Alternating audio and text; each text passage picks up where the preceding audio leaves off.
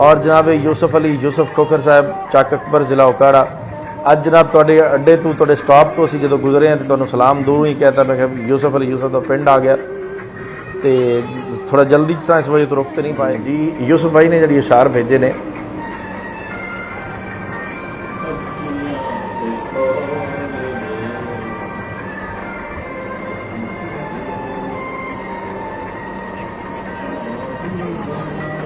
यूसुफ अली यूसुफ साहब फरमा रहे हैं कि बेलियां दे नाल टुर पे बेली सफरां ते निक्की जही प्यार दी रैली सफरां ते और खुशबुआं दे चंगे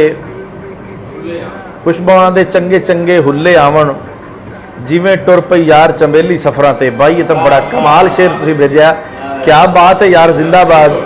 खुशबुआं दे चंगे चंगे हुल्ले आवन जिवें टुर पई यार चंबेली सफरां ते और म्यूजिक दे नाल मिठा मिठा हासा सी दुल्हन जिवें नवी नवेली सफरां ते। वाह वाह वाह, क्या बात है, क्या बात है भाई, क्या बात है, खूबसूरत। हाँ क्या बात है। बहुत सारी दात जनाब अशरफ साकी साहब वालों भी तुहानूं कि गड्डी ने भी लए नज़ारे मौसम दे, गड्डी ने भी लए नज़ारे मौसम दे नाल जिवें गूढ़ी सहेली सफरां ते। क्या बात है, क्या बात है।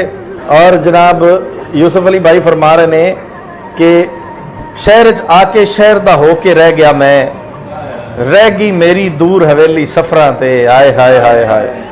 और कदे कदे संगत लभदी है सजना दी, जाया नहीं जांदा यूसुफ डेली सफरां ते।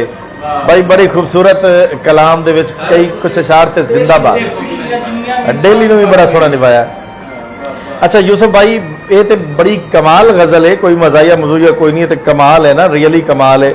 और मेरी तरफों अब्दुल खालिक अंजुम साहब की तरफों अशरफ साकी साहब की तरफों तो इत्थे दो मजीद भी लोग है ने उन्हां दी तरफों भी जनाब तुहानूं बहुत सारी दाद, बहुत कमाल गज़ल आखी तुसीं, रियली बड़ी दाद है। हुण ये तो बड़े अदबी मज़ेदार शेर सन। जनाब यूसुफ भाई मलक यूसुफ अली यूसुफ खोखर साहिब जिन्होंने अज एक और कमाल शाहकार भेजा चंबेली सफरां ते जिंदाबाद।